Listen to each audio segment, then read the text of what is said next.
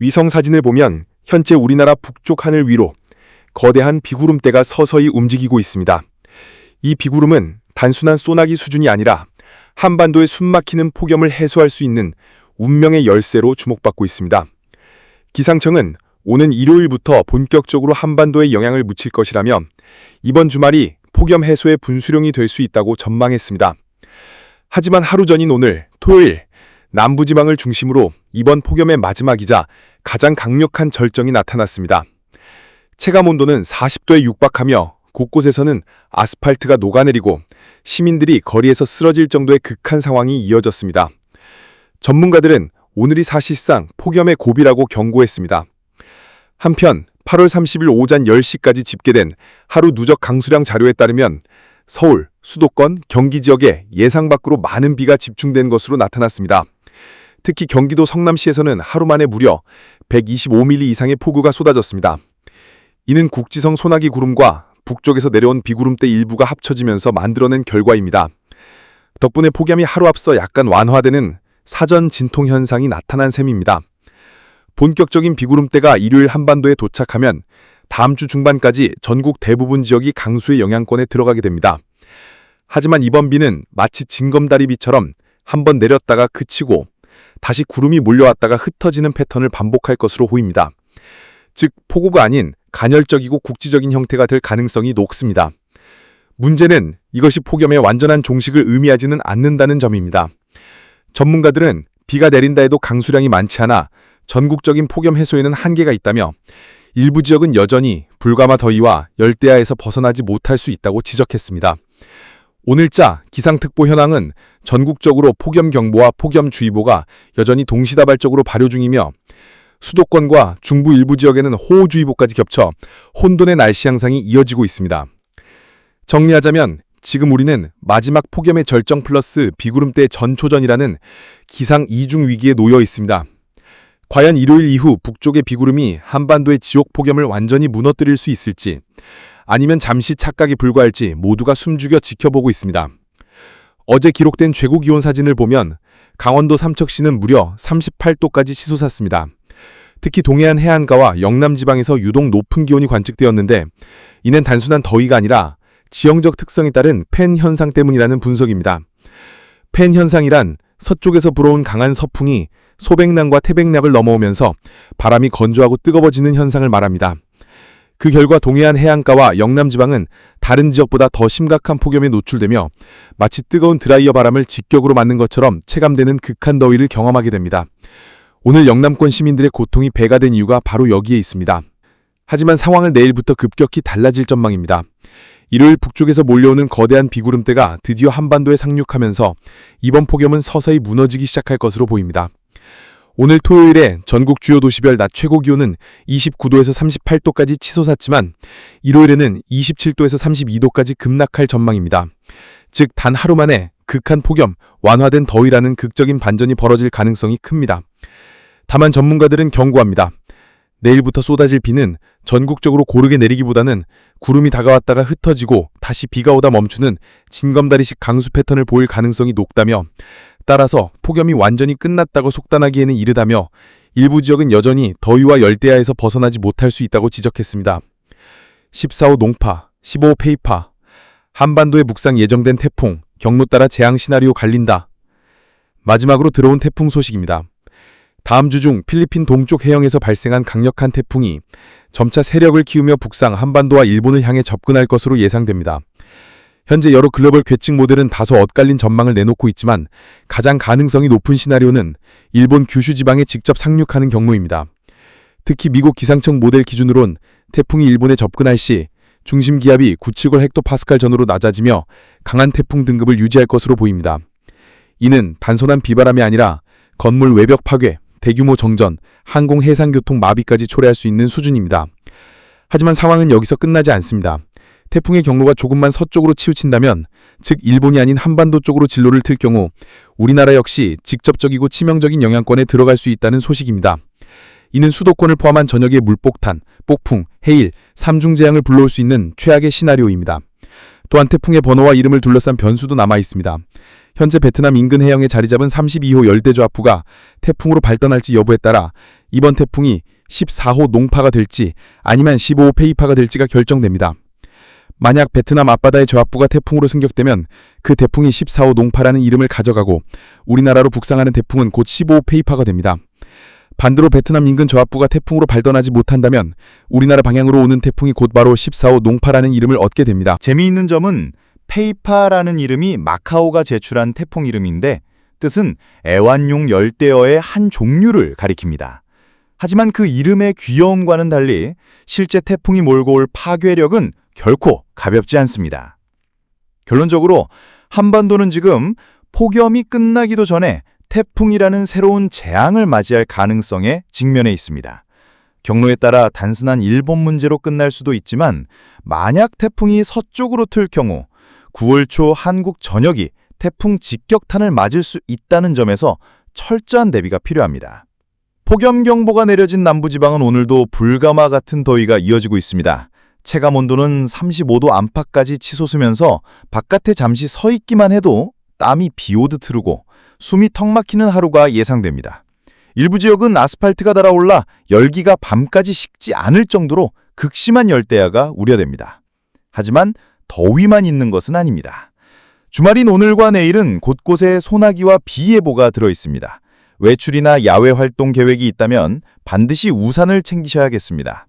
오늘 오후까지는 수도권과 강원 내륙에 국지적으로 강한 소나기가 쏟아질 것으로 보이며 예상 강수량은 최대 60mm에 달합니다. 특히 소나기는 짧은 시간에 좁은 구역에 집중적으로 내리기 때문에 갑작스런 도로 침수나 교통 혼잡에 각별한 주의가 필요합니다. 남부 일부 지역은 저녁까지 소나기가 이어지는 곳도 있겠습니다. 휴일인 내일은 비가 더 본격적으로 시작됩니다. 남부지방에서 비가 먼저 내리기 시작해 오후에는 전국 대부분 지역으로 확대될 전망입니다. 모레까지 누적 강수량은 중부지방과 경남 해안이 30에서 80mm, 남부지방은 5에서 60mm로 예측됩니다. 지역에 따라 강우 강도가 달라 남부는 약한 비가 길게 이어지고 중부 일부 지역은 집중호우 형태로 강하게 내릴 수 있습니다. 기온은 여전히 높습니다. 오늘 낮 최고 기온은 서울 31도, 광주 33도, 대구 35도로 호떡지근한 날씨가 이어집니다. 특히 폭염경보가 내려준 영남 내륙은 체감온도 37도 이상을 기록하는 곳도 있어 건강관리에 유의해야 합니다. 주목할 점은 남부지방과 제주지각은 내일 시작되는 비가 다음 주 화요일까지 길게 이어질 가능성이 크다는 것입니다. 그동안 이어진 폭염이 서서히 꺾일 수는 있지만 비로 인한 불편과 안전사고 위험이 뒤따를 수 있습니다. 종합하면 이번 주말은 폭염과 소나기가 동시에 찾아오는 극단적 날씨가 될 전망입니다. 한낮 더위 속 외출은 자제하는 것이 좋으며 부득이하게 외출할 경우 양산, 우산, 물병을 반드시 챙겨야 하겠습니다. 다음 주 날씨 전망.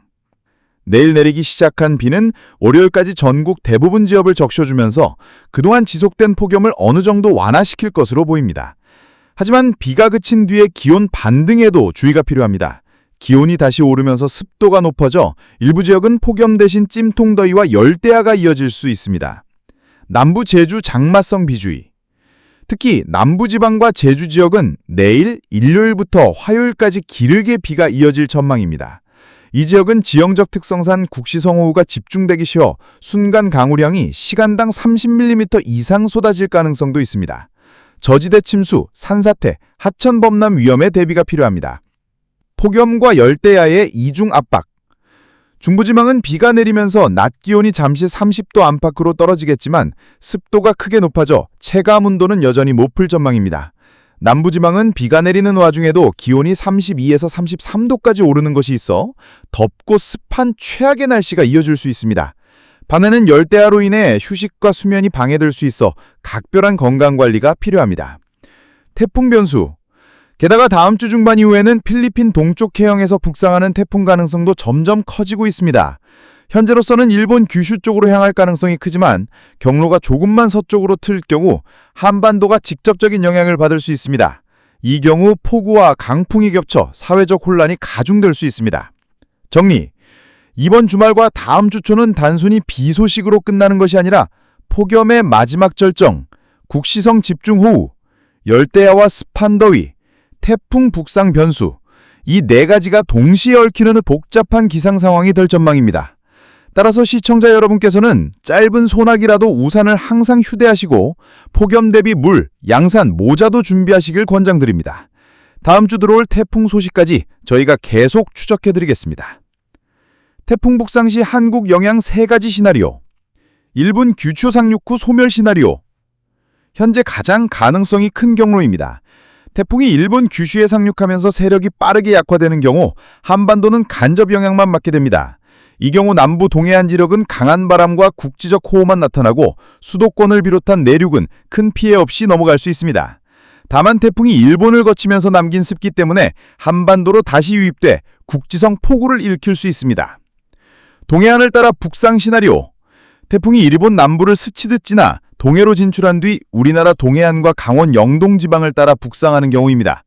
이때는 동해안 전역과 강원 영동 지방에 시간당 50mm 이상의 폭우가 쏟아질 수 있으며 해안가를 중심으로 초속 30m 이상의 강풍이 동반될 가능성이 큽니다.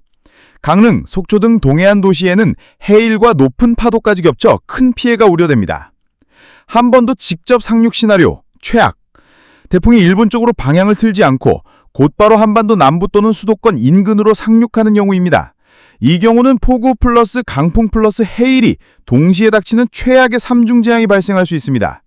중부와 남부 전역에 100에서 300mm 이상의 집중호우, 해상교통 전면 통제, 항공편 결항, 농경지 침수, 산사태, 도심 침수, 해안가에서는 대규모 해일 피해 가능성. 이 시나리오는 확률은 낮지만 만약 현실화된다면 2012년 볼라벤, 2020년 마이사 카이선과 같은 대형 태풍 피해가 재현될 수 있습니다. 결론, 현재 태풍의 최종 진로는 여전히 유동적입니다. 일본 규슈로 향할지, 동해안을 따라 올라올지, 혹은 한반도를 정면으로 덮칠지는 앞으로 48시간에서 72시간 안에 윤곽이 드러날 전망입니다. 이번 주말과 다음 주 초는 단순히 더위와 소나기가 아니라 태풍이라는 새로운 변수까지 동시에 대비해야 하는 상황입니다. 네, 시청자 여러분, 날씨 소식으로 다시 찾아주셔서 반갑습니다. 오늘 심층 날씨 분석 코너에서 여러분과 함께할 기상캐스터입니다. 시청자 여러분, 여름이 아직 작별 인사를 하고 싶지 않은 모양입니다. 8월의 마지막 날들이 다가왔음에도 마치 떠나기 아쉬운 손님처럼 끈질긴 무더위가 계속되고 있습니다. 하늘은 불을 뿜는 듯한 폭염을 쏟아내다가도 갑자기 세찬 소나기를 퍼붓기도 합니다. 이것이 과연 여름의 마지막 몸부림일까요? 아니면 부드러운 가을에게 무대를 넘겨주기 전에 치열한 힘겨루기일까요? 혹은 모든 판도를 바꿀 큰 태풍이 오기 전에 고요함일까요? 오늘 우리는 이 하늘의 속마음을 함께 읽어보며 다가올 날씨에 대비해 양산을 준비해야 할지 아니면 가을을 막아줄 얇은 외투를 준비해야 할지 알아보겠습니다. 자, 위성지도를 함께 보시겠습니다. 보시다시피 북태평양 고기압의 가장자리를 따라 구름들이 피어나 이동하고 있습니다. 이 고기압은 아열대 해상에서 발달하기 때문에 고온 다습한 성질을 가지고 있습니다. 마치 거대하고 따뜻하며 축축한 이불에 우리 한반도를 덮고 있는 것과 같습니다. 그 세력이 여전히 매우 강하기 때문에 8월 말이 되었음에도 우리가 이 지긋지긋한 늦더위를 견뎌내야 하는 것입니다. 한편 남쪽으로 더 멀리 떨어진 베트남 연안의 남중국해에서는 변화의 싹이 트고 있습니다. 이 열대 저압부에서 곧 제14호 태풍 농파가 발생할 것으로 예상됩니다. 태풍으로 발달한 직후 곧바로 베트남에 상륙할 것으로 보입니다. 더 구체적으로 8월 30일 남중국해의 이 열대 저압부는 공식적으로 태풍으로 발달할 것으로 보입니다. 이것이 바로 제14호 태풍 농파입니다. 이 태풍의 발생으로 올해 8월은 5번째 태풍을 기록하게 되는데 이는 상당히 주목할 만한 숫자입니다. 8월 30일 오전 4시 30분에 발표된 대한민국 기상청의 예보에 따르면 이 열대저압부는 같은 날 오후 3시경 베트남 동쪽 해역에서 태풍이 될 것입니다. 하지만 주목할 점은 이 태풍이 발생 후 크게 더 발달하지 않고 곧바로 내륙으로 진입하여 베트남에 상륙한다는 것입니다. 그 경로는 이전의 제13호 태풍 가지키와 거의 일치합니다. 내륙으로 들어온 후에는 라오스와 태국의 국경 부근으로 이동하여 열대 저압부로 약화된 뒤 소멸할 것입니다. 우리는 지난 태풍 가지키가 상륙했을 때 600mm가 넘는 기록적인 폭우를 쏟아부어 막대한 피해를 입혔던 것을 기억합니다. 이번에도 바람은 그리 강하지 않지만 많은 양의 비는 경계해야 할 부분입니다. 다행히도 이 태풍은 우리나라 날씨에 직접적인 영향을 주지는 않을 것으로 보입니다. 다시 국내 상황으로 들어와 보면 여전히 무더위가 가장 큰 주제입니다. 8월 29일 금요일 강원도 삼척에서 기록된 낮 최고 기온은 38도였습니다. 정말 믿기 힘든 온도입니다. 전국이 여전히 30도 이상의 늦더위를 겪고 있습니다. 특히 동해안과 영남 내륙 지역은 32도를 넘는 폭염이 계속되고 있습니다. 이 현상의 원인은 팬 현상이라고 생각됩니다. 습한 남서풍이 태백산맥을 넘으면서 수증기를 모두 비로 뿌리고 산맥을 넘어 동쪽 사면으로 내려올 때는 건조하고 뜨거운 공기가 되어 기온을 급격하게 상승시키는 것입니다. 그리고 낮뿐만 아니라 밤에도 더위는 우리를 괴롭힙니다. 8월 30일 토요일 최저 기온이 가장 높았던 곳이 역시 삼척으로 29.3도를 기록했습니다. 8월 말에도 불구하고 낮에는 극심한 폭염, 밤에는 연일 열대야, 심지어 초열대야가 이어지고 있습니다. 사람의 인내심이 정말 시험받는 시기입니다. 이제 기상청의 특보호 현황을 살펴보겠습니다. 8월 30일 토요일 오전 6시를 기준으로 경기도와 강원도 내륙 지역에 호우특보가 발효되었습니다. 이는 무더위 속에서 언제든지 집중호우가 쏟아질 수 있음을 의미합니다. 강원도 산간 지역을 제외하면 거의 전국이 폭염특보로 뒤덮여있습니다. 특히 남부지방은 최고 체감온도가 35도를 넘을 수 있는 폭염경보가 내려져 있습니다. 하지만 한 줄기 희망도 보입니다. 다음 주 초에 한 차례 비가 예보되어 있는데 이 비가 지독한 더위를 조금이나마 식혀주길 기대해봅니다. 8월 30일 토요일 낮 12시의 일기도를 보겠습니다. 중국 쪽에서 저기압이 다가오면서 비구름대가 우리나라에 걸쳐 있습니다. 동시에 북태평양 고기압의 가장자리를 따라 남쪽에서 따뜻하고 습한 공기가 계속해서 유입되면서 이 전선에 에너지를 공급하고 있습니다. 시청자 여러분, 8월 말에도 더위는 절정에 달하 있습니다. 상공 1500m, 즉 850헥토파스칼 고도의 기온도를 분석해 보겠습니다. 우리나라 전체가 19도 등원선 아래 놓여 있습니다.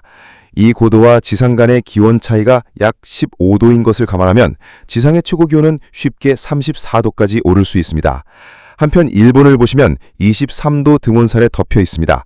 이는 일본 나고야시의 경우 40도에 육박하는 기온에 직면할 수 있다는 것을 의미합니다. 더 깊이 이해하기 위해 더 높은 고도인 500헥토파스칼을 보겠습니다. 이 고도에서는 5,800m 등고선이 북태평양 고기압의 경계로 간주됩니다. 현재 우리나라는 이 5,800m 선 안에 완전히 들어가 있습니다. 특히 일본은 중심 고도가 5,560m에 달하는 매우 강력한 고기압에 덮여 있습니다. 뿐만 아니라 그 위에는 티베트 고기압까지 겹쳐 있습니다. 마치 뜨거운 공기로 이루어진 2층 집과 같은 구조입니다. 이렇게 키가 크고 두터운 고기압에 덮이면 강한 하강 기류가 발생합니다. 이 하강 기류는 공기를 압축시킵니다. 물리학에서는 이를 단열 압축이라고 부릅니다. 공기가 압축되면 그 안의 분자들이 더 활발하고 빠르게 움직이면서 온도가 올라가게 됩니다. 이것이 바로 나고야의 기온이 40도까지 오를 수 있는 이유입니다. 어쩌면 8월 말에 새로운 기온 기록이 세워질지도 모르겠습니다. 8월 31일로 넘어가면 저기압은 산둥반도 부근에 위치하고 서해안부터 비가 시작되겠습니다. 남쪽에서는 계속해서 따뜻하고 습한 공기가 유입되어 전선에 에너지를 공급합니다. 그 후 이 저기압은 동해 북부 해상으로 빠르게 이동할 것입니다. 새로운 달, 구원의 문이 열리면 비구름대는 여전히 우리나라에 걸쳐 가을을 재촉하는 비를 뿌립니다. 이 비는 가을이 성큼 다가왔음을 알리는 신호탄과도 같습니다. 상공에는 여전히 더운 공기가 남아있지만 한 차례 비가 내리면 잠시나마 무더위가 완화될 것입니다. 이후 저기압은 멀리 쿠릴열도 부근까지 이동했습니다. 이때 하늘은 또렷하게 나뉩니다. 북쪽에는 차갑고 건조한 이동성 고기압이, 남쪽에는 따뜻하고 습한 북태평양 고기압이 자리 잡습니다. 이 두 고기압의 경계에 정체전선이 형성됩니다. 시기적으로 이를 가을장마 전선이라고 부를 수 있습니다. 이 전선은 나타났다가 사라지기를 반복할 것입니다. 한편 필리핀 동쪽 해역에서 저압의 등압선이 나타나기 시작했습니다. 이 지역에서 발생하는 저압부는 열대저압부나 태풍으로 발달할 잠재력을 가지고 있습니다. 그리고 더 중요한 것은 이것이 우리나라에 영향을 줄 수 있다는 점입니다. 미국의 GFS 모델을 함께 보겠습니다. 이 모델은 이미 상당히 발달한 원형의 동심원 등압선을 보여주고 있습니다. 시청자 여러분, 9월이 되면 태풍의 경로는 북태평양 고기압 세력의 변화에 크게 좌우됩니다. 태풍은 보통 이 고기압의 가장자리를 따라 이동하는 경향이 있습니다. 여름철에는 이 고기압이 한반도를 덮고 있지만 9월로 접어들면서 동쪽으로 수축하고 세력이 약해지기 시작합니다. 그러면 남쪽의 태풍이 북상할 수 있는 길이 열리게 됩니다. 조금 더 먼 미래인 다음 주 목요일 9월 4일을 보겠습니다. 유럽 모델은 태풍이 일본 남쪽 해상에 위치하며 일본에 상륙할 가능성을 보여줍니다. 반면 미국 모델은 또 다른 태풍이 오키나와 부근을 지나 북상하는 모습을 보여줍니다. 앞으로의 경과를 계속 지켜봐야겠습니다. 평년 기준으로 우리나라에 영향을 주는 태풍은 3개 내외이며 이 중 내륙에 직접 상륙하는 태풍은 1개 정도입니다. 많지는 않지만 우리나라에 상륙하는 태풍의 대부분은 9월에 집중됩니다. 현재 유럽 모델은 태풍이 일본에, 미국 모델은 중국에 상륙할 것으로 예측하고 있습니다. 만약 여기서 태풍이 발생한다면 제15호 태풍 페이파가 됩니다. 이는 마카오에서 제출한 이름으로 관상 열대, 화려한 열대꽃을 의미합니다.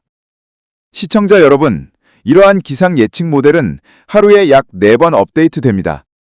기상 상황은 시시각각 변하기 때문에 업데이트 될 때마다 모델의 예측도 바뀝니다. 처음에는 예측 경로가 전혀 다를 수 있지만 날짜가 가까워질수록 각 모델의 예측이 비슷해지면서 신뢰도가 높아집니다. 따라서 현재 시점의 정보는 참고용으로만 보시는 것이 좋습니다.